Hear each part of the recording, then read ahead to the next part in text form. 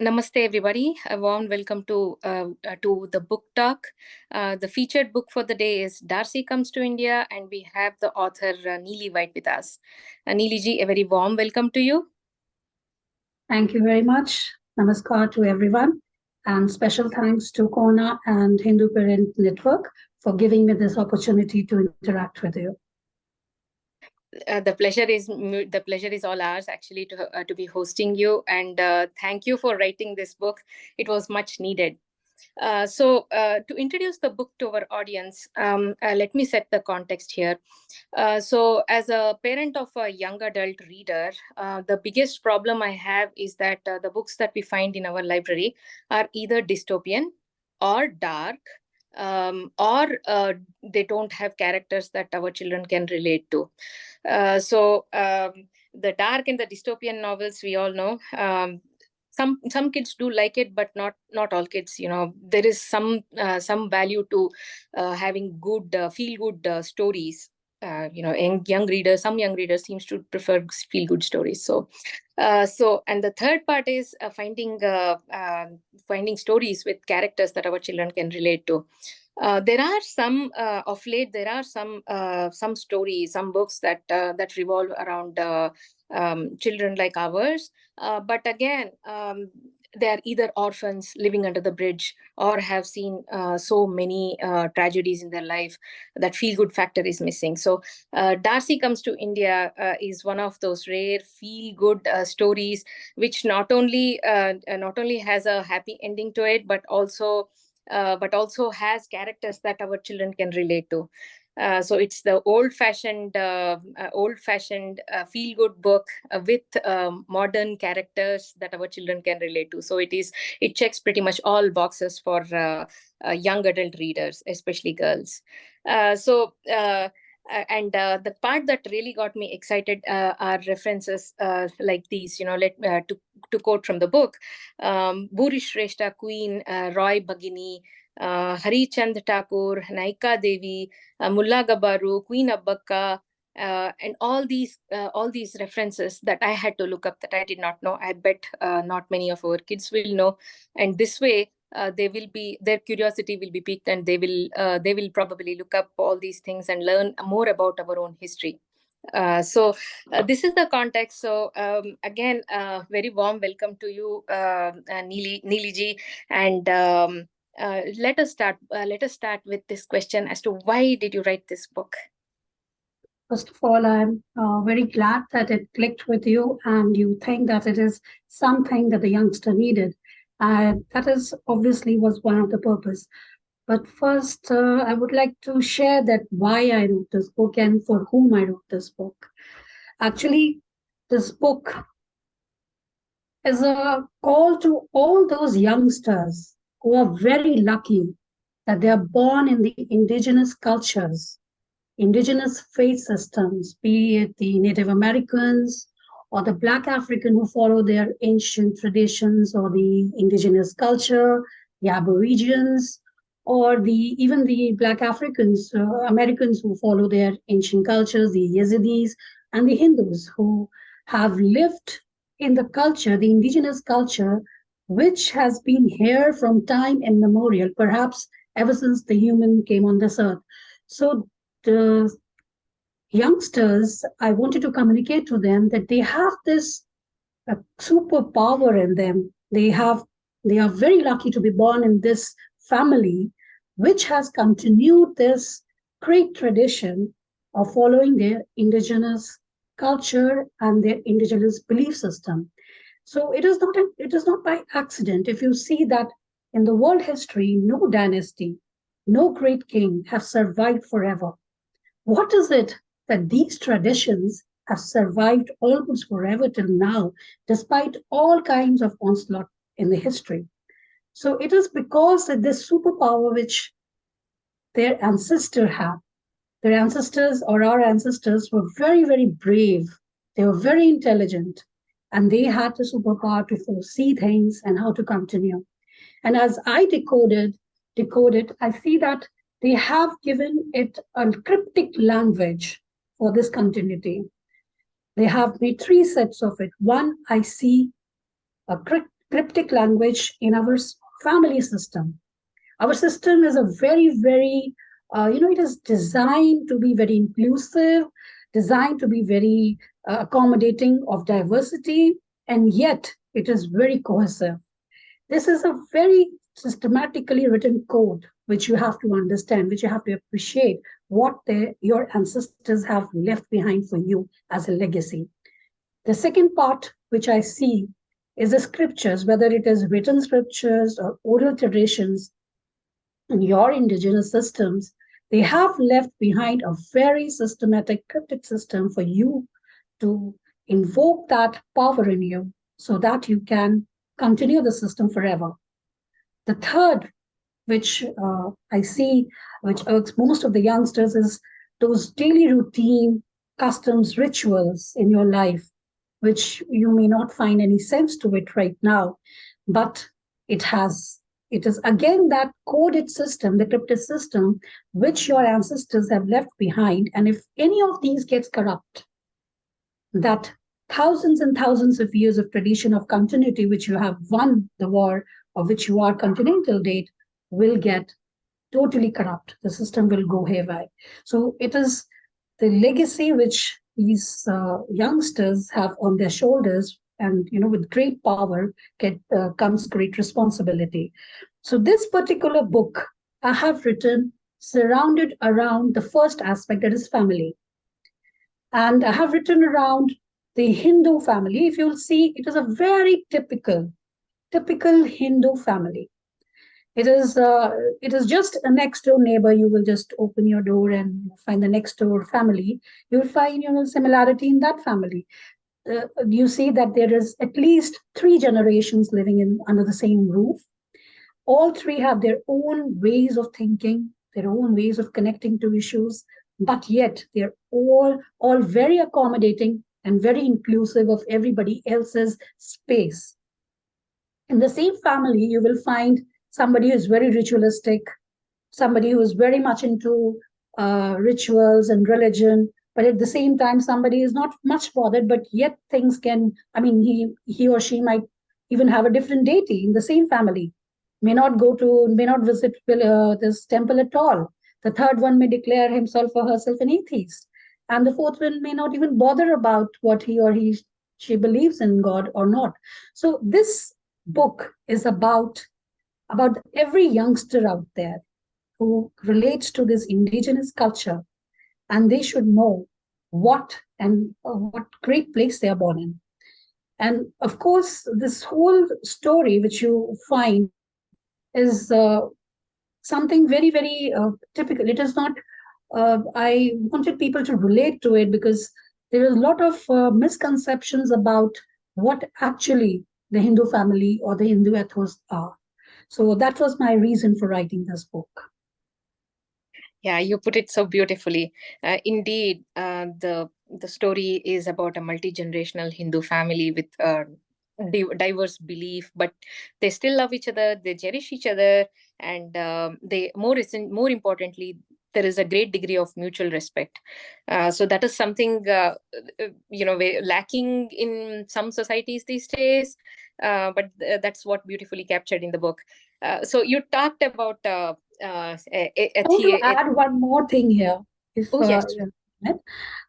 like the family that is I told about, it is a core family that is inclusive part of it. But if you the same family step out, like in the next concentric circle, it is you find that inclusivity extends to the diversity also. Like they don't bother whom they are interacting with. They don't even care whom they are interacting with. Like the Neeli is interacting with so many people in school, and she doesn't even care what caste, creed, region they are from. And so it's same goes for even the last generation, her grandmother, her Yeah. mother. So this captures the real truth about the Hindu families and the truth about the Hindu life, what it is for. Yeah, it is indeed a slice of dharmic life, right? Dharmic societies where it's not just inclusive, and a great degree of mutual respect, but respects diversity of thought. That is something that is lacking in Western societies right now. Encourage diversity in terms of in other terms, but diversity of thought is pretty much uh, pretty stifled here at this point in time. But in your book, as you have captured the slice of society, the slice of dharmic society, what comes across beautifully is the diversity of thought. Can you please talk about more about how you saw diversity of thought in your book? See, if you see, like, I don't want to reveal too much about my book, but at the same time, I would try to bring it out through the character. Let's talk about Neeli. So Neeli is just a typical Hindu girl. She's just, I believe Neeli is every girl out there. Every girl out there who has either discovered these things in her or yet discovering or will discover. But she's a typical Hindu girl of a typical Hindu family. And if you see her main characters, if you want to pinpoint, okay, these are the 4 or the 5 characters of Neeli. If you see that, what I see it to be in this contemporary world is, number one, that she has a very scientific temperament, and she's intelligent. Now, why do I say that scientific? Not just because she holds a degree from IIT and she is moving for MIT. And again, that is one of the value system of the Hindu family, that a lot of emphasis is given on education. Yes, that part is there. But she has this temperament of questioning everything. And she has been questioning, as she admits in her book, in her own thinking, that she has been irritating her grandmother since the very childhood about her religious beliefs, and she's been questioning everything about Hinduism. And her grandmother, after answering all the questions and not being able to answer or being able to answer, says, okay, questioning is the very essence of Hinduism. She accepts that thing, that part, that difference, even though it's her own granddaughter and she would like her granddaughter to follow what she has been doing, but she is so accepting of that thing. And then at one point, not only that, she gives Neeli Rig Ved, the translation in English. And where there she says, I mean, at one point, Neeli says that Neeli wants, just like most of the teenagers who would like to feel something very different, that they are the rebels, it gives a kind of a kick to them at that age. So she declares that she's a atheist now, and she's mighty disappointed to know that all these thousands of years ago have already claimed that idea. And when she gets this book, Rig Ved in English translation, she's not happy about it. But why do I say she's intelligent? Because she's not awed by any authority, be it her grandmother itself. She's not awed by any so-called experts or so-called personality-driven. She checks everything on her own. She goes for the research and learns from the original sources. So during the summer vacations, she learns Sanskrit and then reads it for herself to check if any mischief was there in translation. So I find that aspect again comes from the Indian tradition of that family, where they allows you to question and also allows you to discover your own path. So the same thing that she does in her school, when she goes to her school and she is reading about various history things, and she's not satisfied with the references. So she works on her own and finds the references, and she's not satisfied with what the things. But whereas most of the children would say, "Oh, it's written in the book. The teacher has said so," but she doesn't accept that, because that's training a Hindu tradition gives, a Hindu family gives a child, that you are allowed to ask even God. You are even allowed to question your belief systems. So that kind of openness, tolerance is amazing. So this is one aspect of Neeli which you will see, the diversity, the acceptance, the tolerance, which you will find is a part of the Hindu family culture, and every girl or every boy in the next door neighborhood will be of the same kind. The second thing, a very important characteristic again, which brings out this feature which you are saying of diversity and inclusivity of our society, that she's very independent minded. Yes. She is very, very independent minded. And see, it is easy to stand against your parents, question your belief system, your grandparents, but it is very, very difficult to stand against your peers. Yeah. So if you read the character of Neeli, she Mm. doesn't care about any trends, any fashion, any what the other person will think about her, any approval. She's not seeking approval from anyone. She's Mm. not even thinking about whether, oh, this is a trend. She's not a sheep. She's a tigress. She Yeah. decides for herself, even when her peers she'll throw at her that you are very traditional. So even if what she thinks is right coincides with what her parents think and the generation before think, that doesn't deter her from deciding that yes, this is what I want. I don't care. Maybe then that is what it's supposed to be. So that is the strength of the character, which comes from the diversity, the openness, the freedom which is given in Hindu culture and the Hindu family, that can only lead to such independent minded person. Another thing which brings about the diversity, which you see the entire novel, there is one aspect which you will find that Neeli is very self-respecting. Mm. Again, because she respects herself very much, so she respects the other person. And because she respects the other person, she is very inclusive because it is a natural thing for her. Mm. And this comes from, again, our own way of life of the Indian, or you can say Hindu system. Because if you will see, if you will observe in a society, the children are taught to even respect those who come to help you at home. Mm. You don't call them by name. They are called aunties, masies, even if they are helping you to clean your utensils or clean your house or do anything. Then in the Indian tradition, you will find that everybody becomes a part of the household and everybody is given the same respect, irrespective. They don't even bother to know whether what caste or creed that person is. So Yeah. that comes because she has been taught, she has been respected, she has been taught to respect herself. So she respects the others. The hierarchy doesn't come in her mind at all, which is, I think, is a very Western concept. And because she respects others equally, she respects everybody. Inclusivity is not an issue for her. It is the most natural thing to come. Mm. So this you will find that when she is, for example, when she meets Darcy, Mm. so Darcy, she's not awed by Darcy. Fine, you're rich or you are a royalty. Maybe good for you. I'm very happy for you. But that doesn't make her on the second foot. Why should that disturb her equal treatment with a person she's interacting? What you are or what you have achieved doesn't make me lesser than you, right? Yeah. So the equality, she treats everybody equal and she is not ready to take anything less for herself.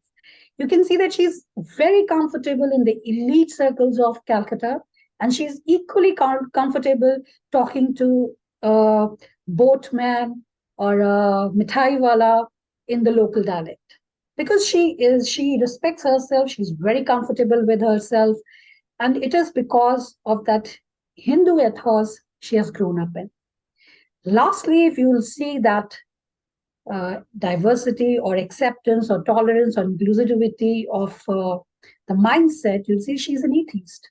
Yeah. But being an atheist doesn't mean that she will she doesn't respect her culture. She knows, she realizes the superpower that in what kind of a family she's born, the indigenous culture she is born in. She respects, she has the discretion to understand that I may not believe in the deity, I may not believe in some superpower, but I respect my culture.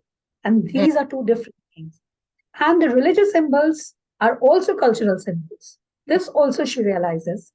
And she also is assisting her grandmother when she is doing havans. She's participating in them. She's even giving water in the tulsi plant when told to. She's lighting diyas when she has asked. She doesn't hesitate. She roams around with the old ladies because she's very clear that this I may not believe, but then this is a cultural part, number one. Number two, she respect others' belief system also.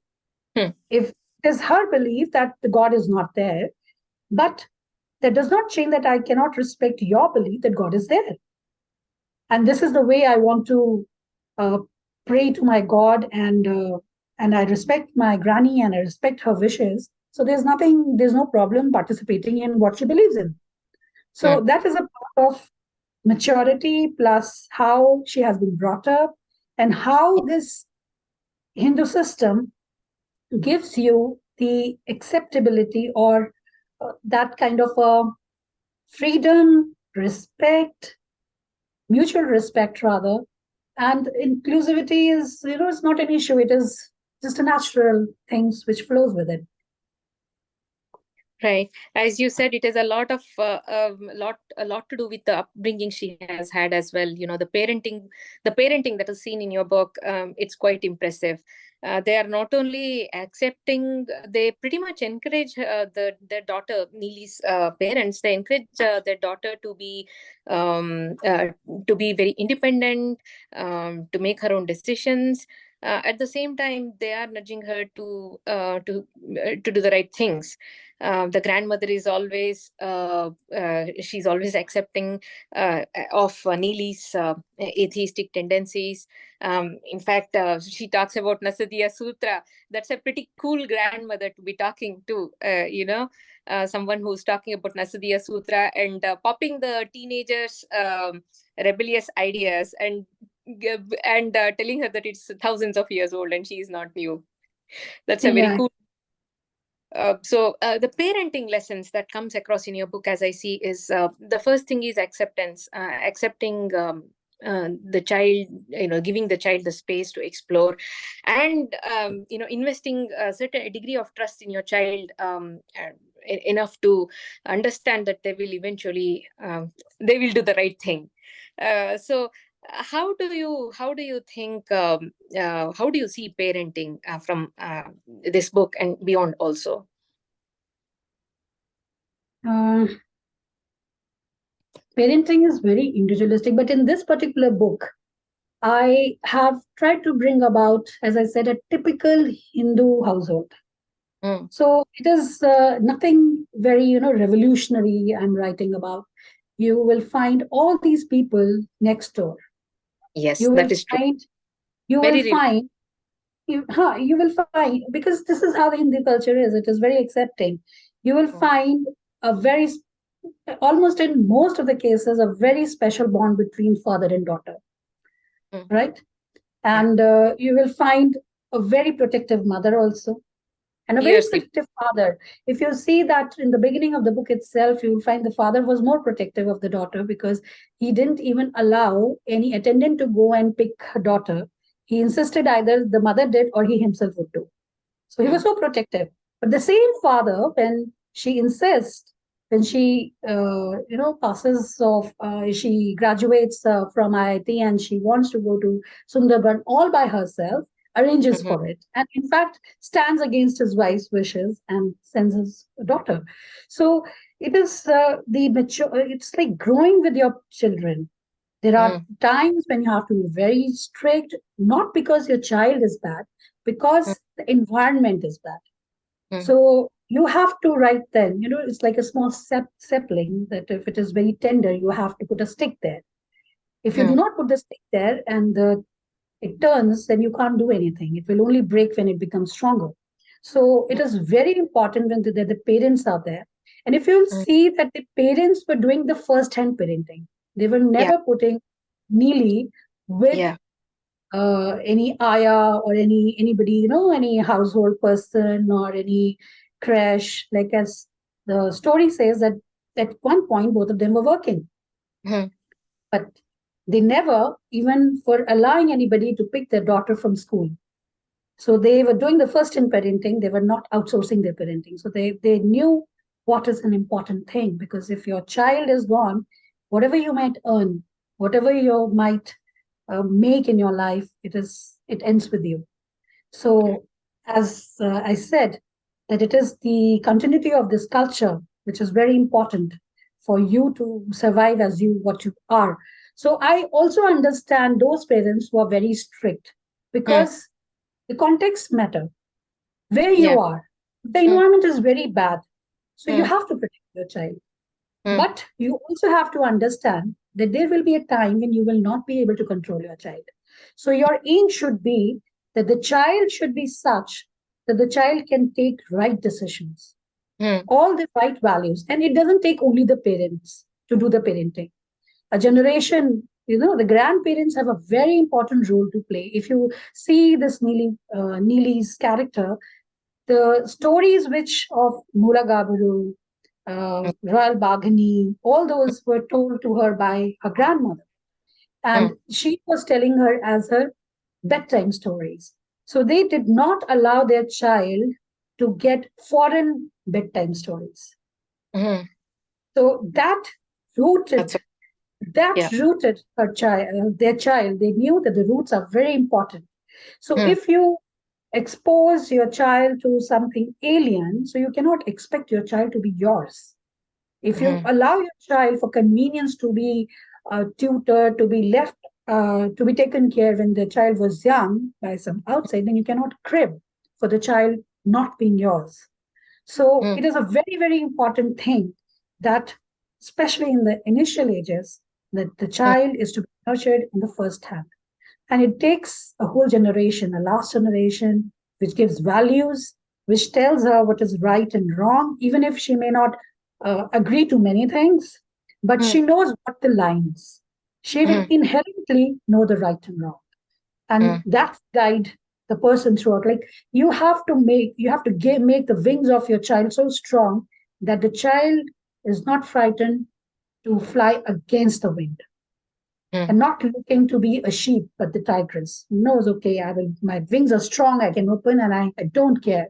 I don't Hmm. care, and I don't seek anybody's approval, and I don't care. I can do what I want to. Like Neely also was not so naive that she did not knew the importance of networking or Hmm.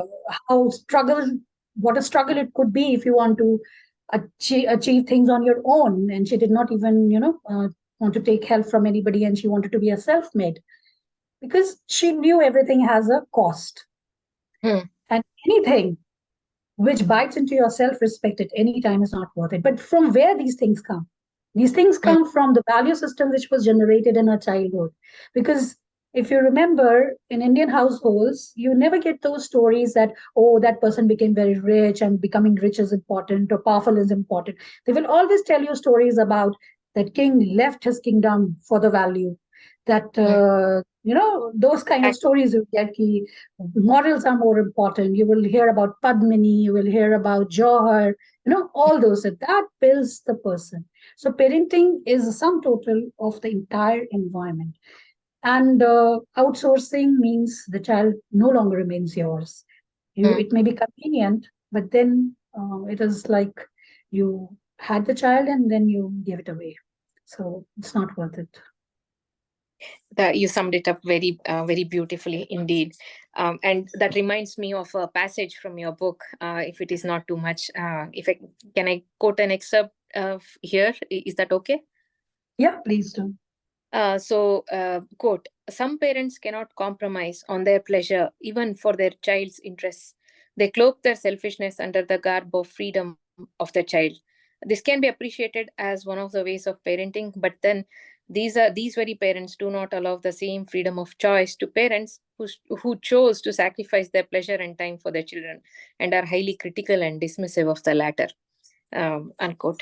So that was quite it was quite what do I say? It was very interesting to read this passage.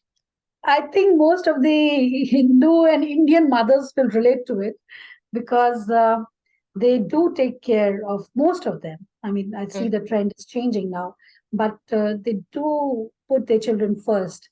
And when yeah. you put your child first, you have to sacrifice a lot. It's not easy to take care of, even if you are, all the time checking the child for anything wrong or it takes efforts. It takes a part of your life goes away. Are you ready to sacrifice? So that is very important part. I really believe in it. Yeah, and it also this passage also, the reason why it struck me is also the lack of diversity of thought. Is the more I don't know what it is. Is it the social media amplification, the algorithms messing with our thinking process? It is just that the diversity of there is so much so little space for diversity of thought. Before anything, the first thing is we hear people judging us for our choices, especially if it is little different from the prevailing cultural norms, accepted politically correct norms. So that is one of the reasons why it stuck me. I totally agree with you, because as I said that in the people who judge the indigenous cultures, if you mm, see, most of the indigenous cultures are very open. yeah. They are not even judgmental. mm, They are very, very open. They give a lot of space to other. But ironically, those who are the champions of freedom of speech and of diversity and everything, they restrict your freedom of speech and yep. your diversity and your thought process. Their way is the only way. Yeah. Otherwise, you are on the wrong. So that kind of uh, that needs to be seen through. Hmm. It's called out. Yeah, that needs to be called out. The lack of diversity of thought, definitely that needs to be called out. To me, that's very important. In fact, personally, to the reason why the book resonated with me so much is because of the array of characters that you have placed in the book. Totally relatable. Because just like Neeli's family. We all come from similar families. We all believe in different things, and we all respect each other's beliefs, right? So the diversity of thought that we all see in our own lives, that is something that you have brought in your book beautifully. So that is one thing that resonated with me a lot. Thank you. I hope it does with all the readers.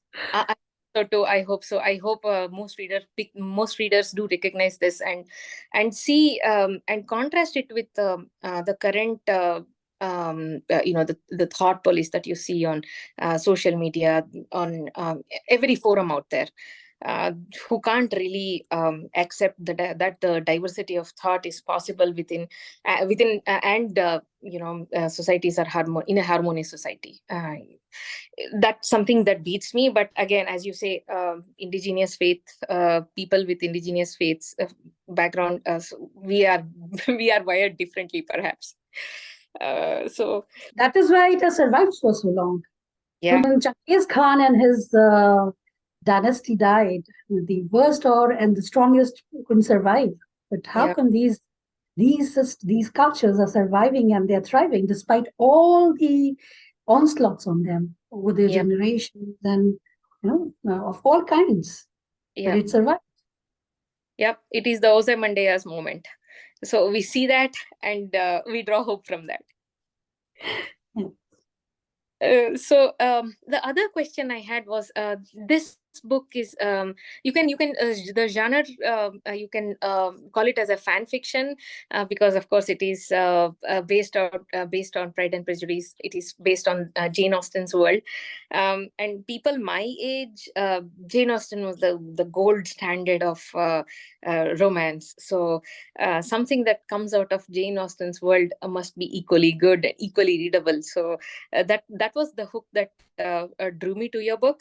So I sort of like it, but I would like to see, I would like to know why you placed the story in the Jane Austen world. What were you thinking when you started writing this? See, there are two things. Yes, it is a Jane Austen variation, you can say. Uh, but if you see that if a person who has not read Pride and Prejudice or any of the Austen books, that for that person also this book is equally, if Readable. that person Yeah. reads, yeah, very readable, because there's nothing which is kind of that You're not- person will not feel that anything is missing or she's missing in it, because it is a sequel.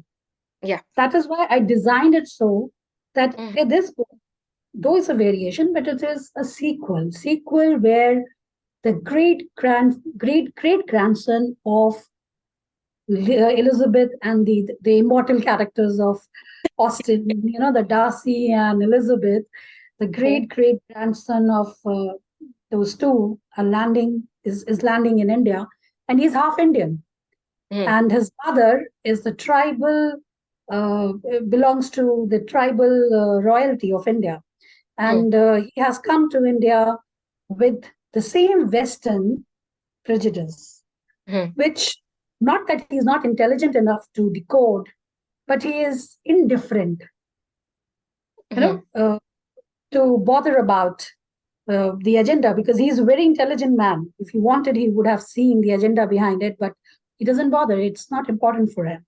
So he comes with that baggage.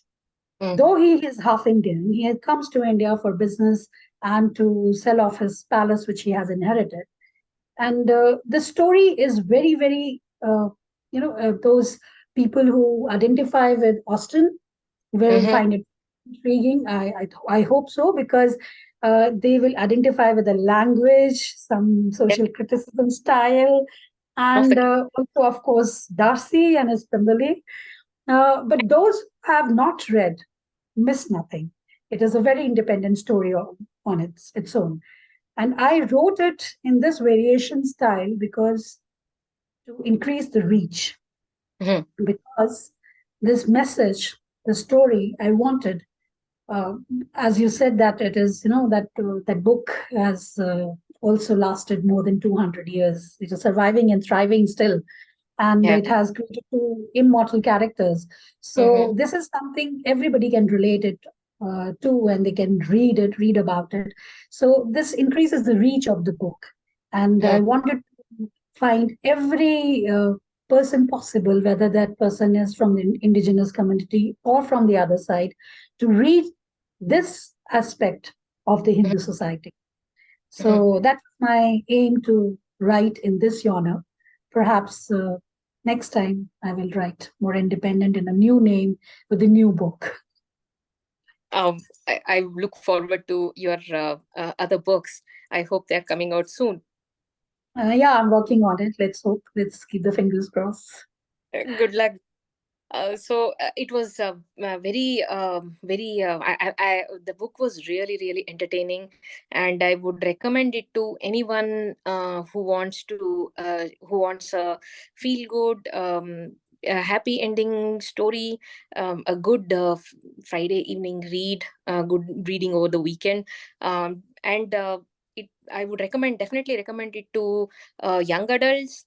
I think this makes a great young adult reading material, and most importantly, diaspora kids, uh, they will definitely draw a lot from the book. There are things like Surya Siddhanta that's being mentioned. There is Rishi Kannada, and everything is woven within the fabric of the story. Nothing comes across as alien, something that's being inserted just for the sake of it. It flows, but the flow of the conversation is such that there are a lot of lot to learn that anybody can pick up from. Actually, I consider myself slightly better than an average reader when it comes to Indic history, but I had to look up a whole bunch of names, a whole bunch of characters that has been mentioned as a part of Neeli's story time reading and upbringing, right? So I did not know Naika Devi, I did not know Roy Bhagini, I did not know the Gurjar princess who took on the Pathans in Bengal. So those are the bits and pieces of history that our textbooks and our modern history resources fail so miserably. Those are the references that actually really something that adds a lot to this story. I'm sure young adults who read these will look up these references and will be better informed of their own heritage. Actually, that was another reason I wanted to write in this genre, that many a times youngsters will not only youngsters, even those people who are uh, who are interacting with Hindus, they don't know anything about them, and especially sadly about our own children. They know nothing. How will they feel rooted to the roots unless and until they know about the roots? So Yeah. they do not know, and they can't take pride in the thing which they don't know about. What is there to be proud of? So they do not know anything about their culture, their history. And I didn't want it to be a lesson or anything, but it just nurtures out because of the personality of Neeli, which she interacts and she communicates. So it is part of it. When you are proud of your heritage, when you are proud of your history, it is, and the other person has all wrong notions about it. So you have to, you have to beat it with the facts and not by emotions. So that is the only thing which I think will be an interesting way, I thought, to communicate to the youngsters rather than writing a heavy book on it, which is, I think, available out there. So I hope it will make them curious enough to go into the details of it.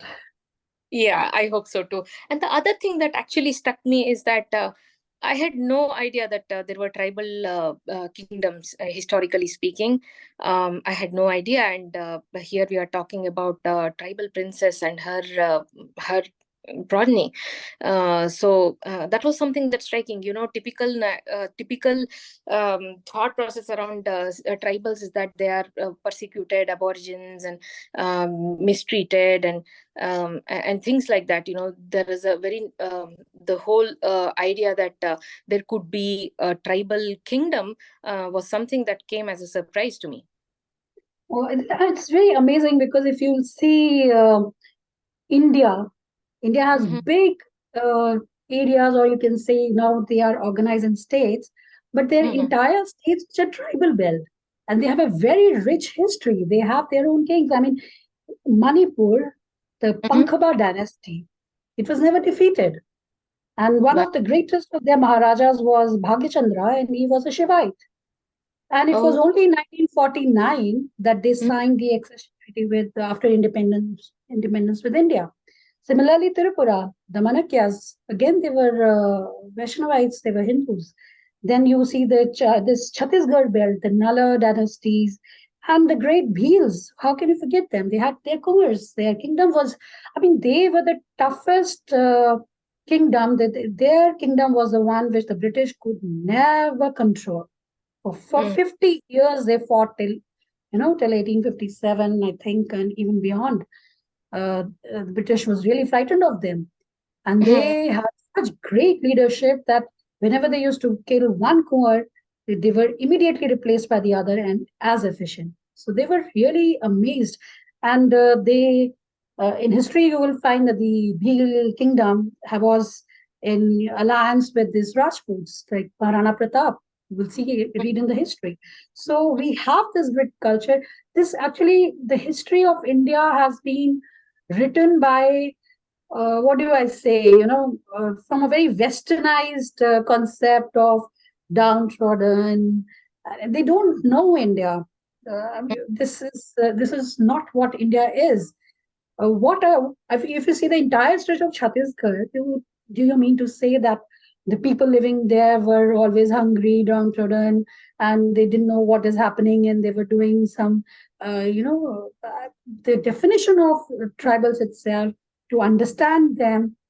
And if you go to the history, all these great royalties are the tribal royalties, which I'm quoting. They are from Manipur, they are from Tripura. Ahams, how can you forget Ahams? Ahams, they adopted Hinduism. And Right. they, for 600 years, Mm. guarded the eastern part of India. The Mughals could never breach it. They Yeah, I could didn't never, realize despite that. so many attempts.